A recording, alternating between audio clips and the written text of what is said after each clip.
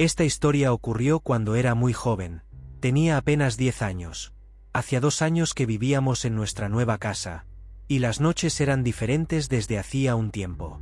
No podía precisar cuándo comenzó, pero lo recuerdo con una claridad que aún me hiela la sangre. Era como si la oscuridad en mi cuarto hubiera cambiado, volviéndose más pesada, más viva. La primera vez que lo vi, pensé que mi mente me jugaba una mala pasada. Era solo un leve movimiento, una sombra que parecía deslizarse por la pared frente a mi cama. Me dije que debía ser el reflejo de algo, tal vez de un árbol movido por el viento. Pero esa noche, el viento estaba en calma. Me quedé inmóvil, la sábana apretada contra mi pecho. Los latidos de mi corazón retumbaban en mis oídos. Observé esa sombra con atención, tratando de encontrar un patrón lógico, algo que pudiera explicarlo. Fue entonces cuando sucedió algo que borró cualquier duda. La sombra se giró. No sé cómo explicarlo, pero sentí que me miraba. No tenía ojos, ni cara, pero su presencia era tan aplastante que me paralizó. Cerré los ojos con fuerza, repitiéndome que no era real, que al abrirlos desaparecería. Pero cuando lo hice, estaba más cerca. Las noches siguientes fueron peores.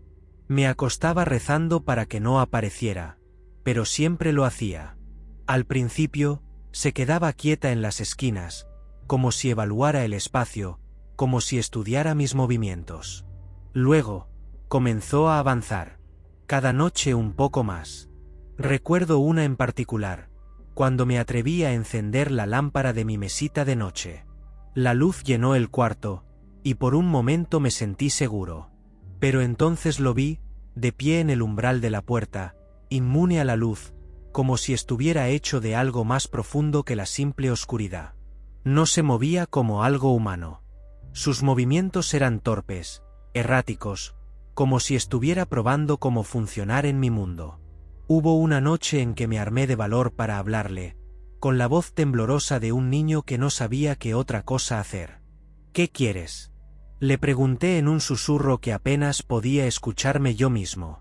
La sombra no respondió, pero el aire se volvió más frío, y un sonido extraño llenó la habitación, algo entre un suspiro y un lamento. Me tapé los oídos, pero el sonido estaba dentro de mí.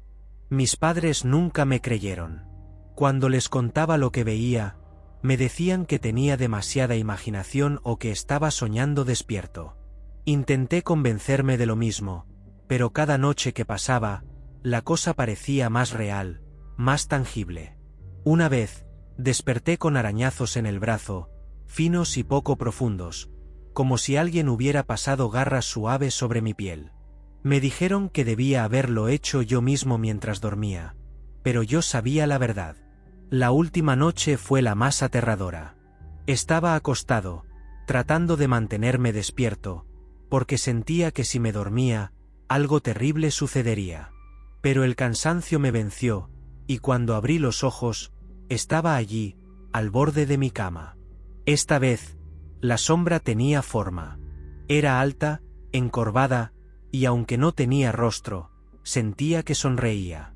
Intenté gritar, pero mi voz no salió. Intenté moverme, pero mi cuerpo no respondía. Sentí como su peso se hundía en el colchón a medida que se inclinaba hacia mí. Y entonces, desperté de golpe, sudando frío, con mi madre sacudiéndome.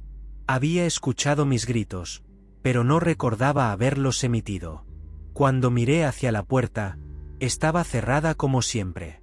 Todo parecía normal, pero yo sabía que esa cosa seguía allí, esperando, escondida en la oscuridad. Nunca volví a dormir con la luz apagada. Después de esa noche en que desperté gritando, las cosas comenzaron a cambiar. No porque mis padres me creyeran. Ellos seguían pensando que todo era producto de mis sueños o de leer demasiadas historias de miedo antes de dormir.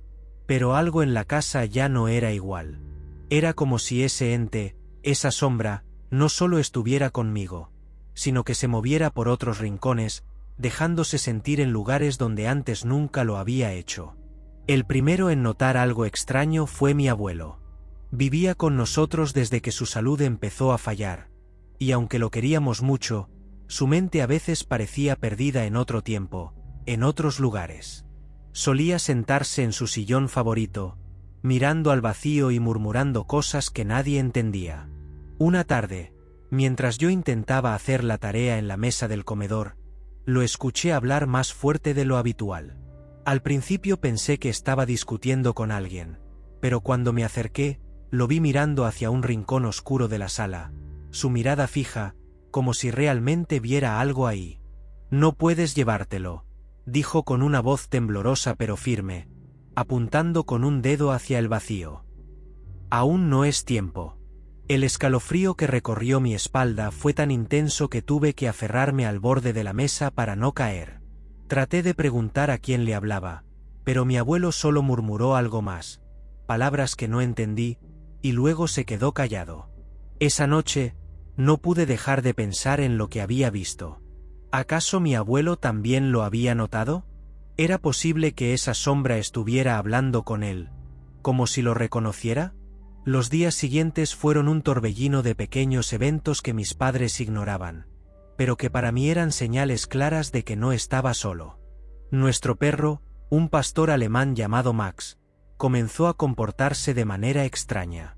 Siempre había sido un animal tranquilo, pero de repente, comenzó a ladrar sin razón aparente, especialmente por las noches.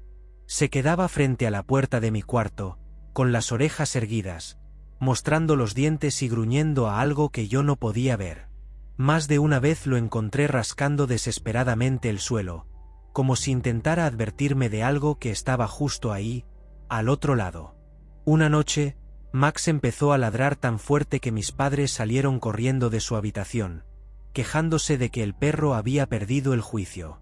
Intentaron calmarlo, pero él seguía mirando fijamente hacia un rincón oscuro del pasillo, gruñendo y retrocediendo como si algo lo estuviera amenazando. Mi madre suspiró, diciendo que tal vez necesitaba una revisión con el veterinario, pero yo sabía la verdad.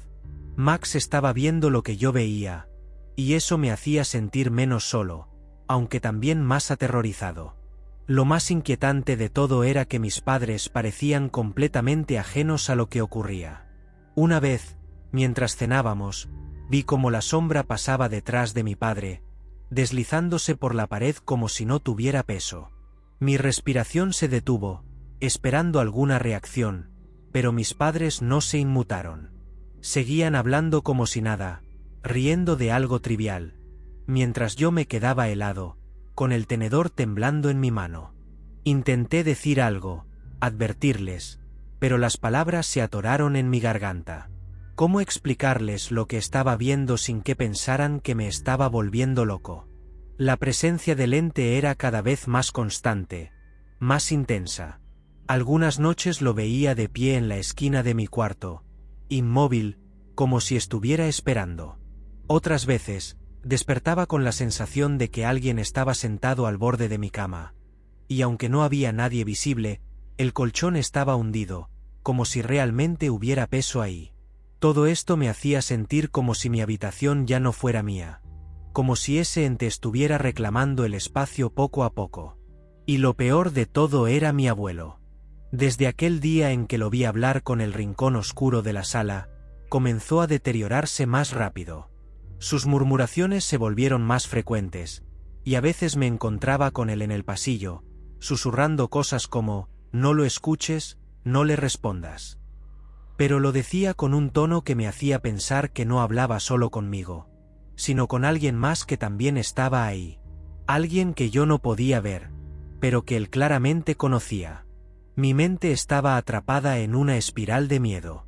Si ese ente podía hablar con mi abuelo, si podía provocar tal reacción en Max, ¿qué quería de mí? ¿Por qué parecía acercarse más cada noche? Algo me decía que no estaba ahí por casualidad, que yo era su objetivo. Pero lo que realmente me aterraba era pensar que, tal vez, mis padres nunca lo notarían, hasta que fuera demasiado tarde.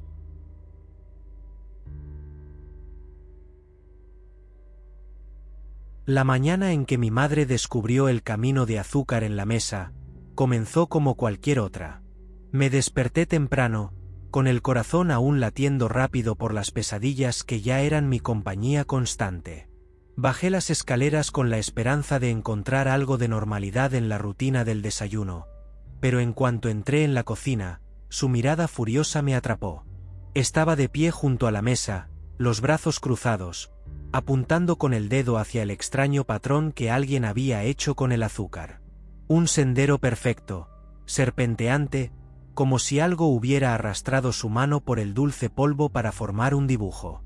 ¿Qué significa esto?, me preguntó, su voz cargada de esa mezcla de enfado y frustración que solo los padres dominan. Intenté explicarle que yo no había sido, que ni siquiera había bajado a la cocina esa noche, pero ella no quiso escucharme. Mi padre, que apenas despertaba, se unió al interrogatorio, y aunque no estaba tan enojado como mi madre, también pensaba que debía ser mi culpa. El problema era que yo sabía la verdad. El azúcar era solo otra señal de que no estábamos solos. Pero, ¿cómo podía decírselo sin que pensaran que había perdido completamente la razón? Intenté dejarlo pasar, como siempre hacía, pero apenas 2 días después, ocurrió algo aún más extraño. Era temprano por la mañana cuando mi madre gritó desde la cocina, llamando a mi padre con urgencia. Corrí detrás de él, y lo que vi me dejó sin aliento. Todos los repasadores de la cocina, los que normalmente colgaban ordenados junto al fregadero, estaban anudados, cada uno con nudos tan fuertes y compactos que ni siquiera mi padre pudo desatarlos. Era como si alguien hubiera puesto una intención deliberada en hacerlos imposibles de deshacer. Mis padres intentaron buscar una explicación lógica, pero no había ninguna. Nadie en la casa habría hecho algo así, y yo sabía que el ente estaba detrás de esto. Fue en ese momento cuando algo cambió en ellos. Aunque aún no estaban dispuestos a aceptar lo que yo sabía desde hacía tiempo, comenzaron a notar cosas que antes habían pasado desapercibidas. El primero en mencionarlo fue mi padre. Estábamos cenando, en un silencio incómodo, cuando levantó la vista y dijo, casi en un susurro: ¿No sienten que está más frío aquí? Su mirada recorrió la habitación, como si buscara una corriente de aire que justificara lo que sentía. Mi madre asintió, algo reacia, pero sus ojos mostraban la misma inquietud. Durante las noches, el aire se volvía helado de repente, especialmente en ciertos rincones de la casa. Mi cuarto era uno de ellos. Había noches en las que podía ver mi aliento, como si el invierno hubiera llegado solo a mi habitación. Pero lo peor no era el frío, sino la sensación. Esa horrible y persistente sensación de ser observado. Mi madre comenzó a notarlo también. Mientras cocinaba, a menudo giraba la cabeza de golpe, como si alguien estuviera detrás de ella, mirándola fijamente. Mi padre, aunque más reservado, admitió una noche que sentía lo mismo cuando estaba solo en el living. La atmósfera de la casa se había vuelto densa, cargada.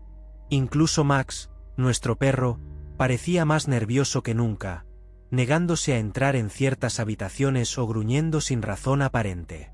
Una noche, mientras yo estaba acostado tratando de dormir, escuché a mis padres hablando en voz baja en su habitación. Mi madre decía que algo no estaba bien, que no se sentía como antes. Mi padre trataba de tranquilizarla, pero en su voz había dudas. Incluso ellos, tan escépticos como siempre, no podían ignorar que la casa había cambiado. Algo o alguien estaba allí con nosotros, y cada vez se hacía más evidente. Yo, por mi parte, solo podía esperar que se dieran cuenta antes de que fuera demasiado tarde. Porque, aunque no lo dijeran en voz alta, sabía que también sentían lo mismo que yo. No estábamos solos, y lo que estaba con nosotros no era humano. Esa tarde fue una de las más aterradoras de mi vida, no por lo que vi, sino por lo que sentí. Era mediodía, y el sol entraba a raudales por las ventanas de la cocina, iluminando cada rincón, como si intentara expulsar las sombras que últimamente parecían haberse apoderado de nuestra casa. Mi madre estaba en la cocina, cortando zanahorias en rodajas para el almuerzo. Yo estaba en la mesa, intentando ignorar el extraño ambiente que parecía haberse vuelto constante en la casa. Todo parecía normal, hasta que vi la sangre. Al principio no entendí qué estaba pasando. Unas gotas de rojo intenso comenzaron a aparecer sobre la tabla de cortar, mezclándose con las zanahorias. Levanté la vista y lo vi. Su dedo índice estaba cortado en la punta, un pedazo pequeño pero lo suficientemente grande como para hacerme sentir un nudo en el estómago. La sangre corría lentamente por su mano, manchando las verduras, pero lo más aterrador no era la herida, era ella. Mi madre seguía cortando como si nada, con una calma casi antinatural. No parecía sentir dolor. Ni siquiera se daba cuenta de que algo estaba mal. Grité con todas mis fuerzas, mi voz rompiendo el silencio que había llenado la cocina. Ella se detuvo y levantó la mirada hacia mí, pero sus ojos estaban vacíos, como si no entendiera por qué estaba gritando. Solo entonces bajó la vista hacia su mano y vio la sangre. Pero en lugar de alarmarse, comenzó a reírse. No una risa normal, sino una carcajada descontrolada, nerviosa, casi como si no pudiera detenerse. La sangre seguía cayendo mientras ella se sujetaba el estómago, riendo como si hubiera escuchado el chiste más gracioso del mundo. Yo estaba paralizado, incapaz de moverme o de entender qué estaba pasando. La risa de mi madre era completamente ajena a la mujer que conocía. Era como si algo la hubiera poseído, algo que no tenía nada que ver con ella. Fue mi padre quien rompió el trance. Entró corriendo a la cocina, alertado por mis gritos, y al ver la escena, su rostro se transformó en puro pánico. Sin decir una palabra, tomó a mi madre por los hombros y la sacudió, tratando de que reaccionara. «Clara», gritó mi padre, casi como si estuviera luchando por sacarla de algún lugar oscuro y lejano. Ella dejó de reír de golpe, como si alguien hubiera apagado un interruptor. Sus ojos parpadearon varias veces, y finalmente miró su mano, dándose cuenta de lo que había pasado. Esta vez sí reaccionó, soltando un grito ahogado mientras mi padre buscaba algo para detener la sangre. Pero incluso entonces, algo seguía mal. Mi madre parecía perdida, confundida, como si no recordara qué había sucedido ni cómo había llegado a cortarse. Después de vendarle el dedo, mi padre me envió a mi cuarto, pero desde la escalera escuché cómo le decía algo en voz baja, casi susurrando. «Es como si estuvieras en un trance. No eras tú». Su voz estaba llena de miedo, y aunque intentaba ocultarlo, yo lo sentí. Algo más estaba tomando control de nuestra casa, y ahora no solo nos observaba. Estaba empezando a tocarnos, a manipularnos, a usarnos como piezas en un juego que no entendíamos. Esa noche, al intentar dormir, no pude evitar imaginar el rostro de mi madre mientras se reía. Esa risa no era de ella. Era del ente. Estaba seguro de que ahora lo quería todo. Esa noche, después del incidente con mi madre, la casa estaba más silenciosa de lo normal, pero no era un silencio pacífico. Era el tipo de silencio que hace que te pongas alerta, como si algo estuviera acechando en las sombras, esperando el momento justo para atacar. La ambulancia había llegado rápidamente, llevándose a mi madre para que revisaran su herida. Mi padre se quedó conmigo en casa, tratando de mantener la calma, pero se notaba que estaba tenso, como si algo invisible le pesara en los hombros. Un rato después, alguien tocó la puerta. Era nuestro vecino, un hombre mayor llamado don Arturo, que siempre había sido amable pero reservado. Nunca lo había visto tan nervioso como esa noche. Mi padre lo dejó pasar, y después de intercambiar algunas palabras educadas, don Arturo lo tomó por el brazo y lo llevó al living. Desde las escaleras, donde me quedé escondido, podía escuchar cada palabra. No me gusta meterme en la vida de los demás, pero lo que está pasando aquí, esto no es normal, dijo don Arturo, su voz grave y seria. Mi padre intentó interrumpirlo, pero don Arturo alzó una mano para silenciarlo. Estaba decidido a hablar. Ustedes deberían mudarse. Esta casa tiene historia, Y no es una historia bonita. Mi corazón se aceleró. No podía creer lo que estaba oyendo. ¿Qué quería decir con historia? Me acerqué un poco más, tratando de no hacer ruido, mientras don Arturo continuaba. Hace años, vivía aquí una familia. El padre era un hombre horrible. Golpeador, agresivo, de esos que se creen dueños de todo. La mujer y los niños siempre estaban asustados, como si vivieran caminando sobre vidrios. Un día, el hombre desapareció. Todos asumieron que los había abandonado, que se había cansado de su familia y se había largado. Pero yo nunca me creí esa historia. Hubo una pausa. El silencio se extendió, pesado y tenso. Finalmente, don Arturo continuó, su voz ahora más baja, como si temiera que alguien más estuviera escuchando. Yo creo que ella lo mató. Nunca lo dije en voz alta, pero algo no cuadraba. Después de que él desapareció, la mujer empezó a comportarse de forma extraña. Decía que lo veía en la casa, que él no la dejaba en paz. Los niños también comenzaron a cambiar, a actuar de manera rara. Un día, ella simplemente se fue con los chicos. Dejaron todo atrás. La casa quedó vacía por años, y luego ustedes llegaron. Mi padre no dijo nada por un momento. Podía imaginar su expresión, tratando de procesar lo que acababa de escuchar, intentando encontrarle lógica. Pero don Arturo no había terminado. He visto las luces de esta casa parpadear sin razón. He escuchado ruidos en la noche, como pasos, incluso cuando nadie vivía aquí. Y ahora veo lo que está pasando con ustedes. Las cosas que me han contado no son casualidad. Esa casa tiene algo. No sé qué, pero no es bueno. Mi padre intentó desviar el tema, diciendo que seguramente todo tenía una explicación lógica, pero su voz temblaba, como si estuviera tratando de convencerse a sí mismo más que a don Arturo. Esa noche, cuando mi madre regresó del hospital, todo parecía aún más extraño. Ella estaba pálida, ausente, como si una parte de ella se hubiera quedado en la cocina, junto al cuchillo ensangrentado. Mi padre no mencionó nada de lo que le había dicho don Arturo, pero yo sabía que estaba pensando en ello. Lo veía en la forma en que miraba los rincones oscuros de la casa, en cómo se sobresaltaba con los ruidos más pequeños. Yo también lo sabía. Algo en esa casa no nos quería ahí. Algo que estaba enterrado en su pasado oscuro, pero que no se había ido.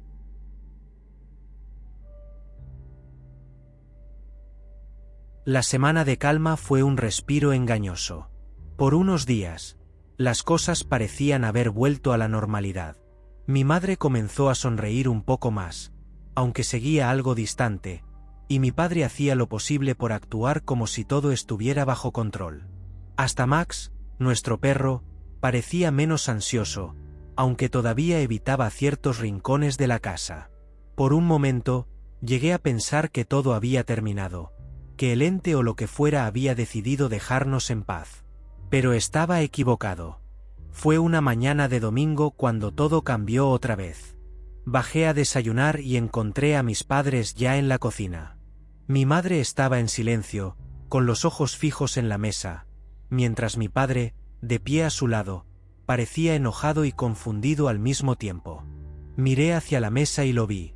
Un camino perfecto de azúcar, extendiéndose desde el centro de la mesa hasta la pared, como una flecha que señalaba un punto específico. A diferencia de la vez anterior, esta línea no parecía azarosa ni desordenada. Era demasiado precisa, demasiado intencional. ¿Otra vez?, pregunté, sintiendo como el miedo se apoderaba de mí. Mi madre no respondió. Mi padre, en cambio, se pasó la mano por el cabello, un gesto que hacía siempre que estaba estresado. Su rostro estaba serio, más serio de lo que lo había visto en mucho tiempo. Esto ya no es normal, dijo, casi para sí mismo, mientras observaba la línea de azúcar como si intentara descifrar un mensaje oculto. Entonces, como si algo hubiera hecho clic en su mente, su expresión cambió. Se acercó a la pared donde terminaba la línea y la examinó detenidamente. Golpeó suavemente con los nudillos, primero en un punto, luego en otro, escuchando el sonido hueco que hacía. «Algo hay aquí», murmuró mi padre. Mi madre se levantó de la silla, alarmada. «¿Qué estás diciendo? No vas a romper la pared, ¿verdad? Tenemos que saber qué está pasando. Clara, si hay algo aquí, necesitamos verlo. No puedo seguir ignorando esto». Sin esperar su respuesta, fue al garaje y volvió con un martillo y una palanca. Mi madre intentó detenerlo, pero él ya había tomado una decisión. Yo lo observaba en silencio, mi corazón latiendo con fuerza. Una parte de mí quería gritarle que no lo hiciera, que dejaran esa pared intacta, pero otra parte, la que había convivido con el miedo durante semanas, necesitaba saber qué estaba detrás. Mi padre comenzó a golpear la pared, primero suavemente, luego con más fuerza, hasta que el yeso comenzó a romperse en pedazos. El sonido de los golpes resonaba por toda la casa, y con cada trozo que caía, sentía como el aire se volvía más pesado, más frío. Finalmente, después de varios minutos de trabajo, abrió un agujero lo suficientemente grande como para ver lo que había detrás. Al principio, no vimos nada. Era solo un espacio vacío, un hueco oscuro entre las paredes. Pero entonces, algo cayó al suelo con un golpe sordo. Mi padre se inclinó para recogerlo, y cuando lo levantó, su rostro perdió todo color. Era un objeto pequeño, envuelto en un trapo viejo y amarillento. La tela estaba manchada, casi podrida, y cuando mi padre la desenvolvió, el aire se llenó de un olor nauseabundo. Dentro del trapo había algo que parecía un cuaderno, pero estaba en tan mal estado que apenas se mantenía unido. Lo que realmente nos horrorizó fueron los huesos.